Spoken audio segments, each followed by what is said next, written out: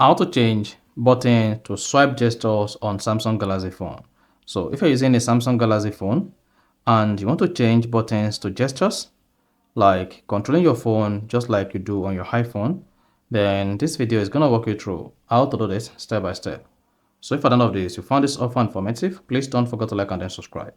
Now to change buttons to gesture on Samsung, all you just need to do is go ahead and open the settings app on your Samsung Galaxy phone. Once open the settings app, scroll down the page until you get to display and then click on it. Once you click on display, scroll down the page, locate navigation bar and then click on it. Once you click on navigation bar, here you'll be able to manage your buttons. If you want to change the back buttons, you'll be able to choose option and then change the back button.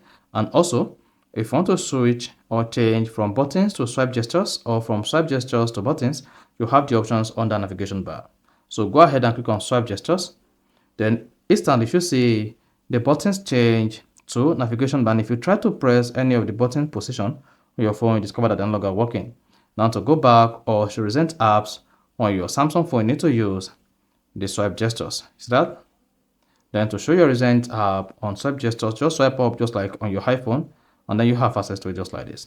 So that is basically how to change buttons to swipe gestures on Samsung. So if you found this offer informative, please don't forget to like and then subscribe.